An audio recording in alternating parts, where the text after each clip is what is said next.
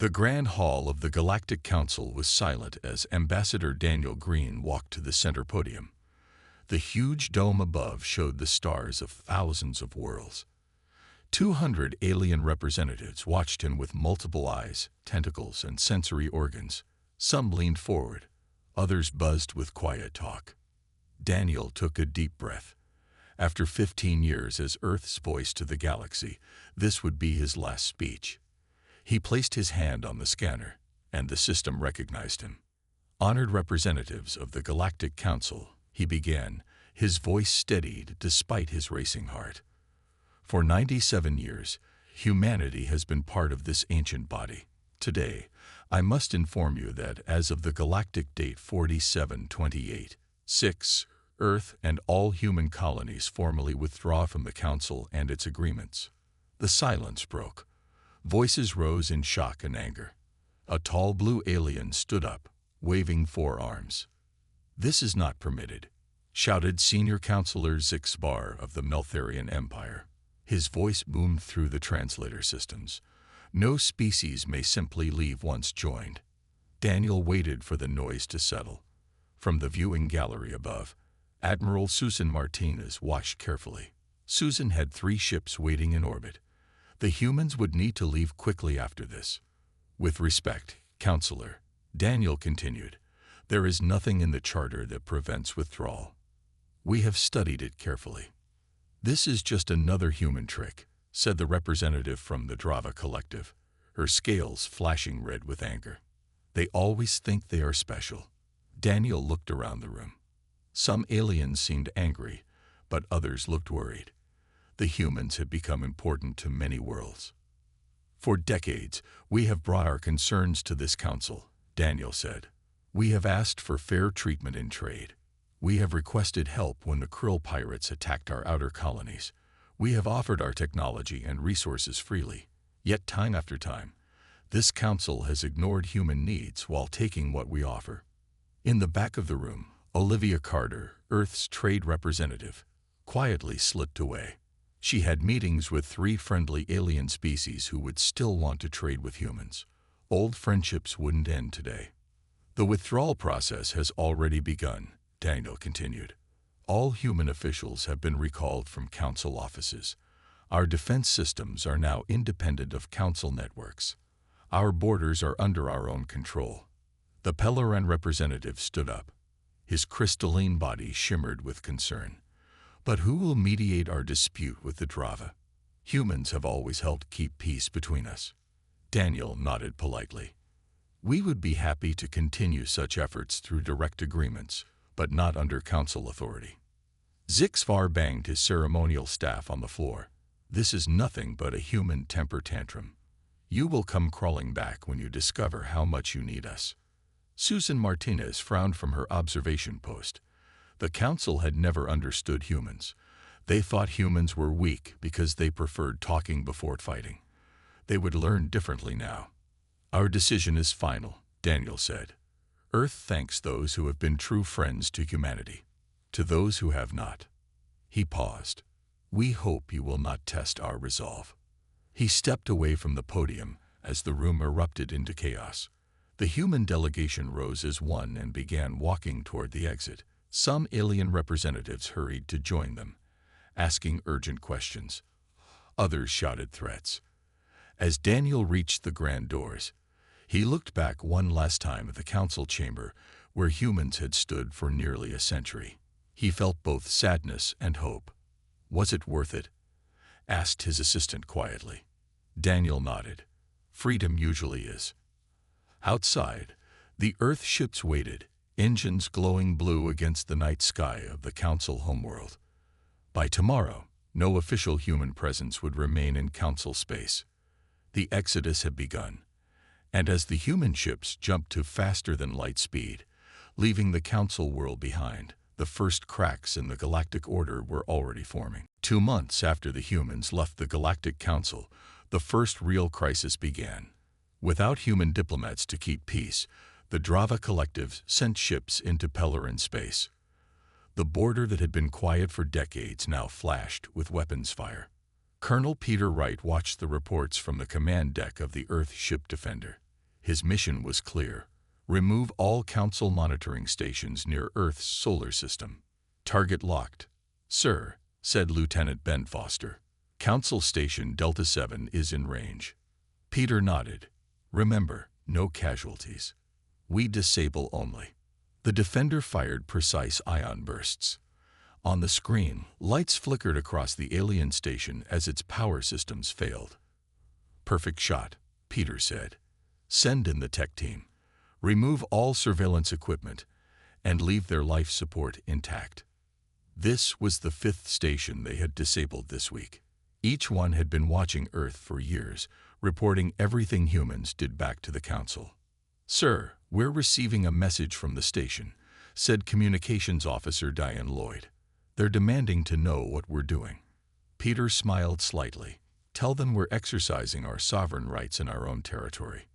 Far away on the human colony of Proxima Beta, Governor Laura Powell frowned at the message on her screen. Her security chief had just uncovered disturbing news. They want to make an example of us, she asked, looking up from her desk. Security Chief Jack Nelson nodded. Our sources say the Council Military Committee voted yesterday. They think hitting a smaller human colony will teach Earth a lesson. Laura stood up and walked to the window. Outside, the dome of Proxima City glowed in the light of the red dwarf star. 10,000 people lived here, building a new world far from Earth. How much time do we have? A week, maybe less, Jack said. Their ships are already moving. Laura nodded. Activate our defense systems, call in all ships on patrol, and send a message to Earth. She paused. Tell them we might need help soon. Back at the former Council headquarters, the emergency session grew louder by the minute. Representatives from 27 worlds argued about the human withdrawal. The trade routes are already disrupted, shouted the Veloxian delegate, her feathers fluffed in distress. My world depends on human medicines. 3 hospitals have closed already. The humans were never essential, said Zixvar, the Meltharian leader. We managed for thousands of years before they joined us. But we integrated their systems into ours, said the Trellan representative. His eye stalks waved nervously. My world's communication network runs on human quantum technology. Without their technicians, it's failing. In a quiet corner of the chamber, Economic Advisor Frank Rogers packed his office. As the last human still working at Council headquarters, he had tried to warn them. The charts on his wall showed the beginning of what would become a serious economic crisis. Frank sealed the last box and looked at his alien assistant. I'm sorry, Tsar. I have to go home now. The small green alien blinked sadly. The Council leaders still will not listen. Frank shook his head. I told them removing humans from the shared banking system would crash markets on 12 worlds. They said I was exaggerating. And were you? Tsar asked. Frank handed him a datapad. The Folian Stock Exchange collapsed this morning. 11 more will follow. As Frank walked out of the Council building for the last time, emergency alarms began to sound. On the main news screens in the lobby, reports showed Drava and Pellerin ships firing on each other. The conflict that humans had kept contained for years was now spreading. His communication device beeped. It was a message from Admiral Susan Martinez. Frank, get to the spaceport now. Things are about to get worse. We have reports that the Council is planning to target Proxima Beta. We need every human out of Council space by tomorrow. Frank quickened his steps. As he left the grand building, he noticed cracks forming in one of the ancient marble columns. It seemed fitting somehow. Dr. Eric Miller frowned at the message on his screen. It was the 5th urgent call today from his former alien colleagues at the Europa Research Facility. Without human scientists, their joint projects were failing one by one. Eric, please, wrote Dr. Zilrix, his Trellan friend. The quantum core is becoming unstable. None of us understand how to fix it. People could die. Eric sighed and looked out the window of his new lab on Earth. When humans left the Council, he had been ordered home along with all other scientists. The Council had insisted they could continue the research without humans.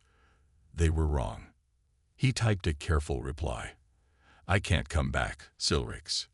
But I'm sending you instructions to shut down the core safely. This will end your research, but it will save lives. Eric wasn't the only human dealing with desperate messages. All across Earth and its colonies, similar scenes played out as the Council worlds discovered how much they had come to rely on human knowledge and skills. In deep space, independent trader Kate Washington guided her ship toward the Centauri trade hub. Her cargo hold was full of Earth goods, coffee, wheat, and simple electronics. Nothing fancy, but suddenly in high demand. Approaching Centauri Station, Kate said to her small crew, "And look at that. 17 ships requesting trade. Last time we were here, we had to beg for docking space." Her first mate, John Cooper, checked the incoming offers on his screen. "These prices are crazy. The Folians are offering triple normal rate for coffee." Kate nodded. When the Council cut official trade with Earth, they didn't think about all the small things humans provide. Those small things matter. She opened a channel to the station. "Centauri Control, this is Earth Trader Sunrise requesting permission to dock and trade." The alien voice that responded sounded relieved. "Earth Trader Sunrise, you are cleared for immediate docking. Priority lane. Welcome." John raised an eyebrow. "Priority lane? That's new." Kate smiled. "It's a new galaxy, John." On the Council Capital World, Economic Advisor Frank Rogers stood before the Emergency Committee one last time. He had his shuttle ticket home, but agreed to give one final report. The galactic economic system is facing a 15% contraction, Frank explained, pointing to charts on the wall. 27 worlds have reported critical shortages of goods. Banking systems on 9 planets have frozen. Senior Counselor Zixbar waved a dismissive hand. "Temporary problems. The mighty Council has survived for thousands of years. We will adapt." Frank closed his data tablet. "With respect, Counselor, you don't understand. Humans built and maintained much of your modern infrastructure. You never bothered to learn how it works." "We don't need human lectures," snapped the Drava representative. Frank nodded. "Then I wish you luck. My shuttle leaves in 1 hour." As he walked out, a young Pellerin aide followed him. "Mr. Rogers," the crystalline being said quietly, "some of us know the Council is wrong. Is there any way smaller worlds like mine could establish separate relations with Earth?" Frank handed the aide a small data chip. "Contact this person on Earth. She can help." Later that day, Frank's shuttle lifted off. From the window, he watched the Grand Council buildings grow smaller. They looked less impressive now, with darkened sections where power failures had become common. His communication device lit up with a message from Earth. "Frank, we need you at the new Department of Galactic Relations. 6 non-council species have requested trade agreements. Things are moving fast." Susan Martinez. As the shuttle entered jump space, Frank thought about the Council Committee and their confidence. They thought the galaxy would keep working their way without humans. They were about to learn how wrong they were. Fleet Commander William Harris was eating dinner when the emergency signal sounded. He dropped his fork and rushed to the command center of Earth's defense station near Taw City. "Report," he ordered as he entered. Officer Linda Grant looked up from her screen. "Council warships entering the Taw City system, sir. 23 vessels heading toward the colony." William's face hardened. So they finally made their move. Time to arrival at Taw City IV. 4 hours at their current speed, Linda said. William nodded. "Send the alert to the colony. Then contact Earth Command. Tell them we have a code red situation." He paused. "And activate Protocol Shield." Linda's eyes widened. "Protocol Shield, sir. That's never been used outside of testing." "That's because we never told the Council it existed," William said. "Now we'll see if it works as well as the engineers promised." On Taw City IV, the human colony of New Hope received the warning. The settlement of 50,000 people had existed peacefully for 15 years. Now they faced an attacking fleet. Captain Nancy Peterson, gathered her small defense force in the colony's operations center. "The Council thinks we're defenseless," she told her officers. "They don't know about our hidden systems, but this won't be easy. Prepare all civilians for emergency shelters." Young Officer Sam Lewis looked nervous. "Ma'am, we only have 6 ships. They have 23. Nancy smiled slightly. "Sometimes it's not about how many ships you have, but what those ships can do." In orbit around the gas giant, Ta City VI, hidden human defense platforms silently activated. For years, humans had placed these stations throughout their territory, disguising them as research outposts or mining operations. The Council never knew their true purpose. Hours later, the Council fleet approached Ta City IV. Admiral Krax of the Meltharian Empire stood proudly on his command ship. "Send the message to the human colony," he ordered. "Tell them to surrender and rejoin the Council, or we will use force." His communications officer nodded. "Message sent, Admiral." The reply came back quickly. "This is Captain Nancy Peterson of New Hope Colony. We decline your offer. We suggest you leave our system immediately." Admiral Krax laughed. "Brave words from a defenseless colony. Prepare weapons." As the Council ships moved into attack formation, William Harris gave the order from the defense station. "Activate Protocol Shield. Now." Across the Tau City system, hidden platforms came to life. They sent out invisible waves of energy that the humans had discovered years ago, but kept secret from the Council. On the Council ships, systems began to fail. "Admiral," shouted the weapons officer on Krax's ship, "our targeting systems are not responding." "Engineering reports drive systems failing," called another officer.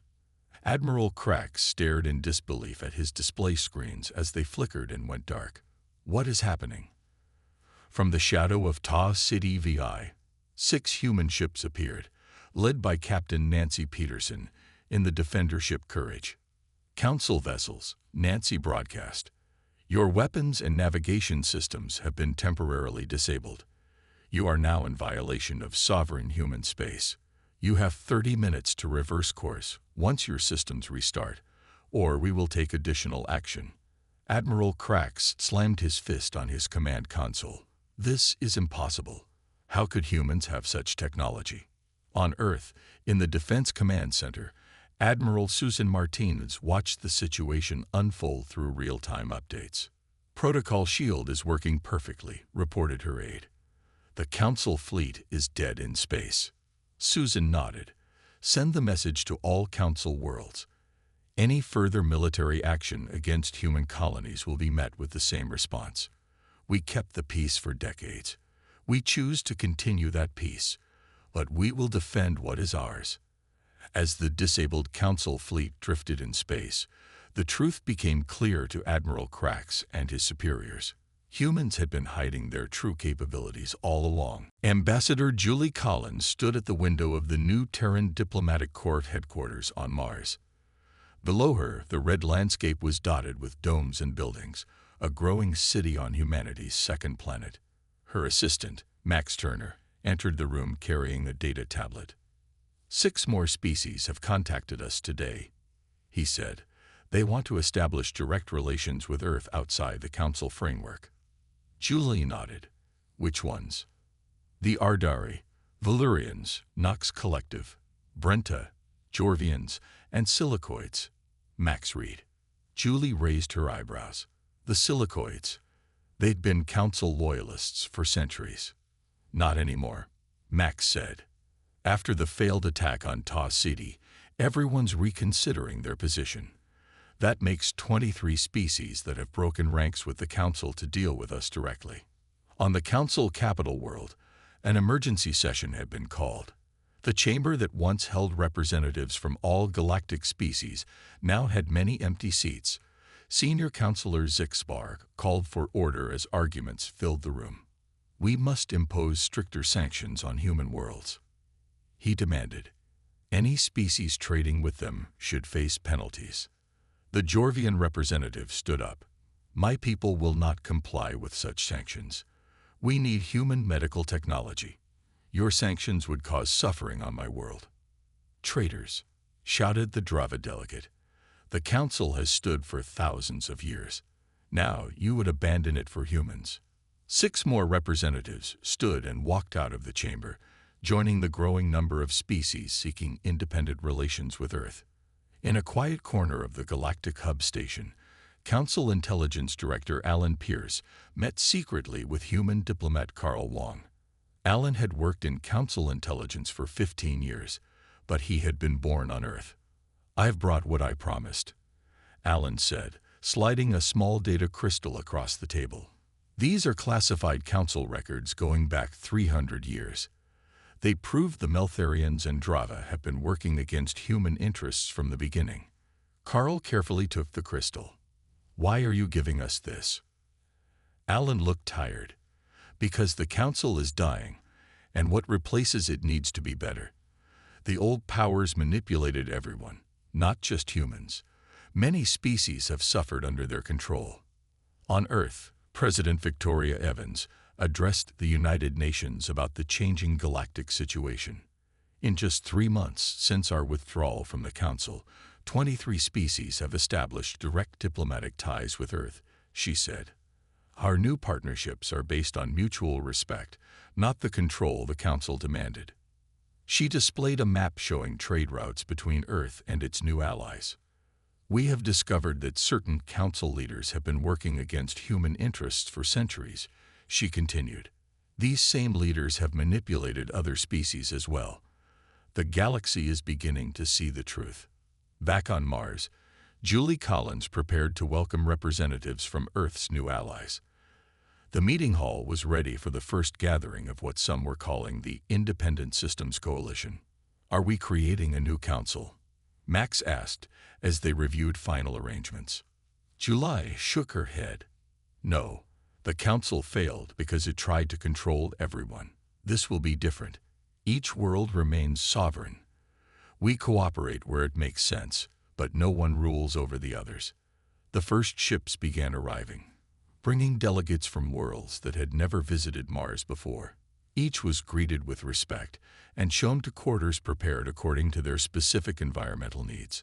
Among the last to arrive was the delegate from the Silicoids, beings made of living crystal who had supported the Council for 2,000 years. "We have observed humans for centuries," the Silicoid delegate said to Julie. "You were correct to leave the Council. Their time has passed." As night fell on Mars, lights glowed in the diplomatic complex where representatives from 24 worlds gathered. For the first time in galactic history, a new kind of cooperation was forming, not forced by central authority, but built on free choice and mutual respect. The Council was losing its grip on the galaxy, one species at a time. 1 year after humans left the Galactic Council, the Antares sector became a battlefield. This region, rich with rare minerals and fuel sources, had been peacefully managed under Council rules for centuries. Now 3 different factions fought for control. Commodore Ryan Taylor stood on the bridge of his ship, the Earth vessel Horizon, watching as his merchant fleet prepared to navigate through the edge of the conflict zone. "Status report," he said to his first officer, Andrea Kelly. 32 ships ready for jump," she replied. "All carrying medical supplies, agricultural equipment, and industrial components. The Jorvians and Brenta settlements are in desperate need after the Council blockade." Ryan nodded. "Any Council patrol ships detected?" 2 at the outer marker," Andrea said. "They're watching us, but keeping their distance since the Tav City incident." Ryan smiled slightly. No Council ship had directly confronted a human vessel since their failed attack on the colony. The memory of their disabled fleet drifting in space was still fresh. "Signal all ships," he ordered. "We proceed as planned. Maintain peaceful stance, but defense systems ready." The human merchant fleet jumped to faster-than-light travel, disappearing from the watchful eyes of the Council patrols. Despite Council sanctions, human trade with friendly species continued to grow. On Earth, President Victoria Evans faced a more serious problem. She sat in the Oval Office with her security team, reviewing disturbing evidence. "Are we certain about this?" she asked, looking at the files before her. Security Chief Henry Clark nodded grimly. "Completely certain, Madam President. We've uncovered Council agents in 17 government offices across 4 continents. They've been collecting information and attempting to influence policy for years." Victoria looked at the images of the infiltrators. They appeared human, but subtle genetic modifications and neural implants have been found during their capture. "The Council has been spying on us from within," she said, "even while we sat at their table as supposed equals." Henry nodded. The modified agents were designed to look human. Some had been in place for decades. Victoria stood and walked to the window. Outside, the Washington Monument stood tall against the blue sky. "Prepare a full report for the United Nations," she said. "The world needs to know the truth about our former galactic partners." Far from Earth, in a research station orbiting Saturn, scientist Dr. Paul Bennett worked on a project that could change everything. For months, his team had been developing a new energy system based on principles humans had discovered but never shared with the Council. "Run the test again," Paul told his assistant, Karen Reed. "I want to be absolutely sure." Karen adjusted the controls on the experimental device. It hummed quietly, drawing energy from the quantum field in a way no Council technology could match. "Power output stable at 200% efficiency," she reported. "The system can run indefinitely once started." Hall checked the readings himself, hardly believing what they had achieved. "Do you understand what this means? We've created an infinite energy source that requires no fuel." Karen nodded.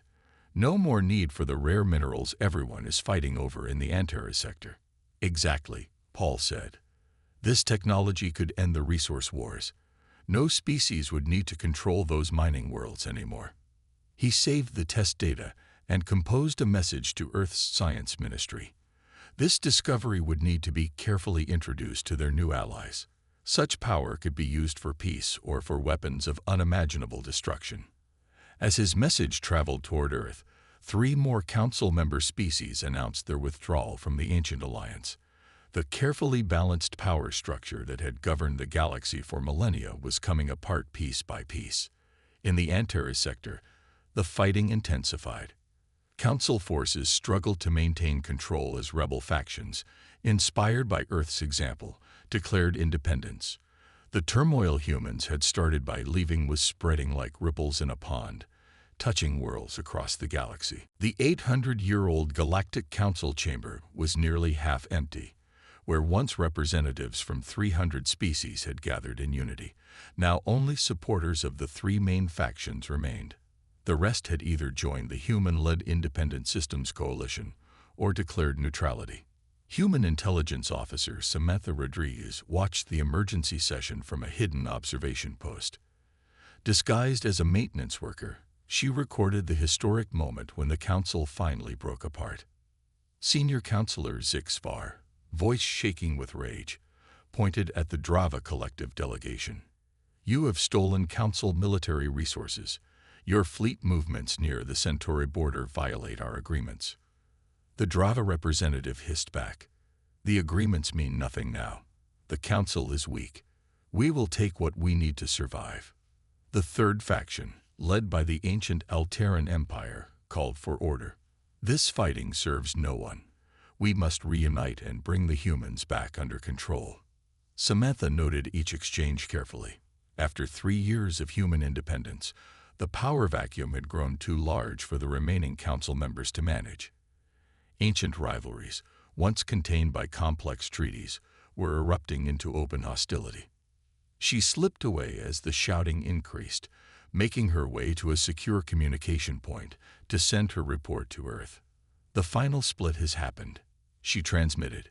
3 factions now claim to be the true Council. Civil war among former Council races appears inevitable. On a distant space station in neutral territory, former Council Security Chief George Wilson met with Admiral Susan Martinez.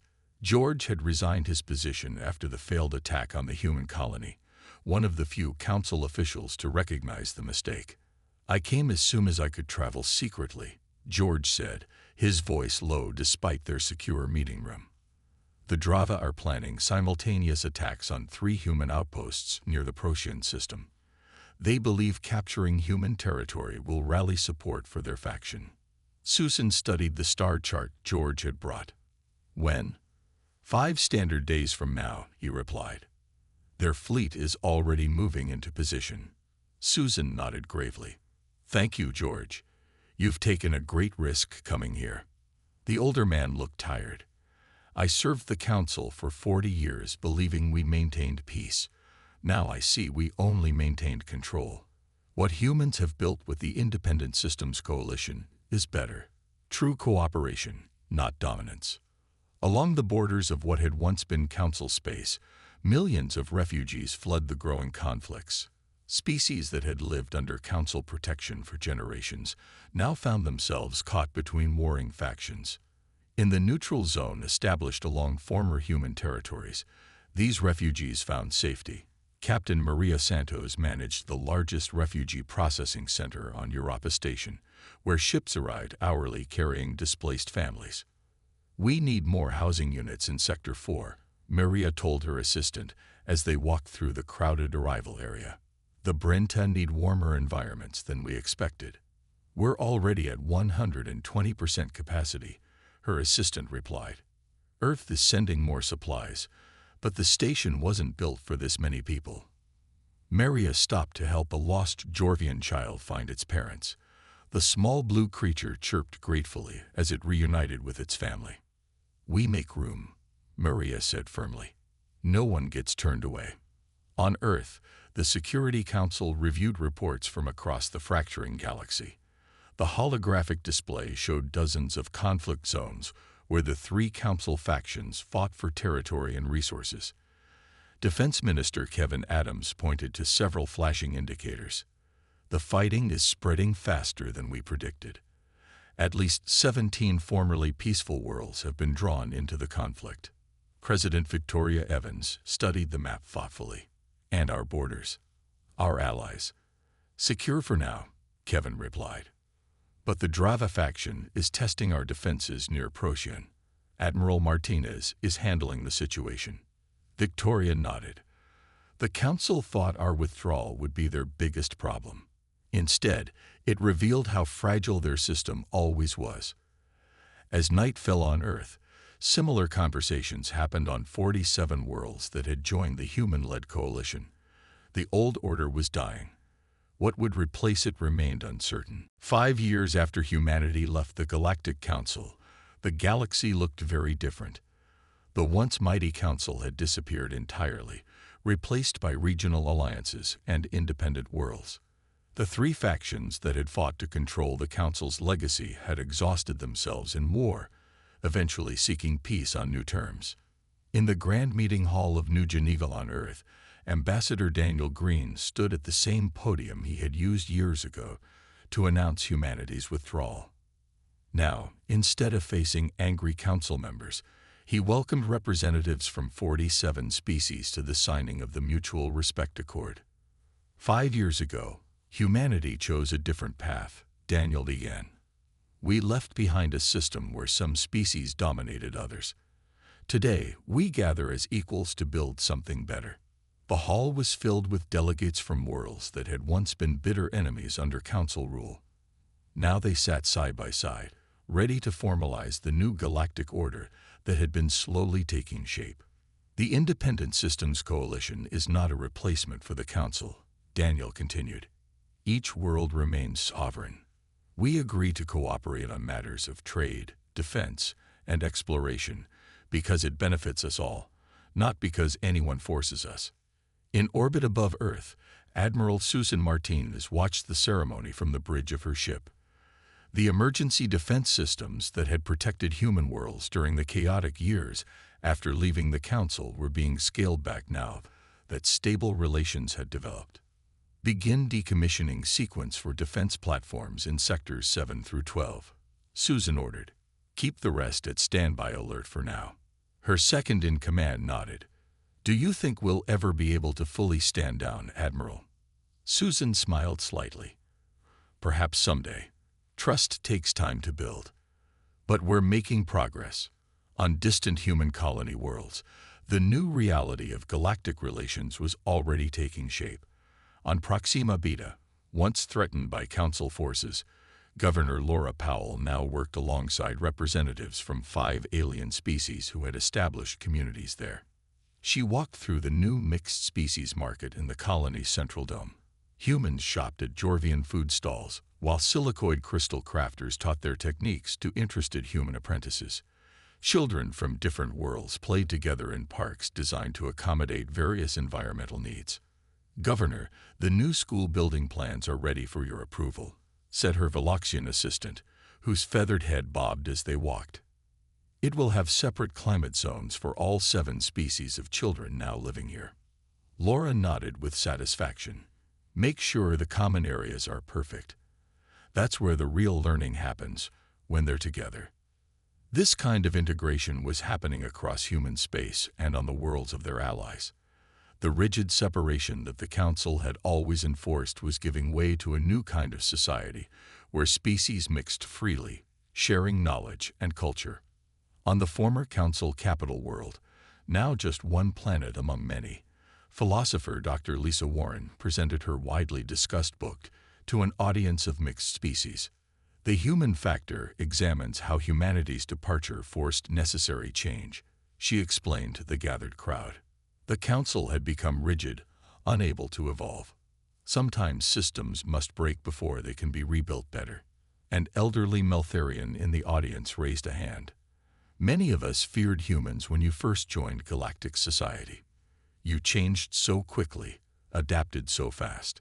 Now I understand this was your strength, not a weakness." Lisa nodded. "Adaptability is the human gift. We brought that gift to the stars." As night fell across the galaxy, billions of beings on thousands of worlds lived in a new reality.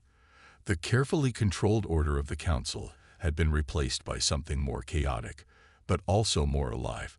A galaxy of independent worlds choosing to work together rather than being forced to obey. Ambassador Daniel Green finished the signing ceremony with simple words. 5 years ago, when humans left the Galactic Council, turmoil followed. Today, that turmoil has given birth to something better than what came before. Not perfect, but ours to build together. The new galactic age had begun.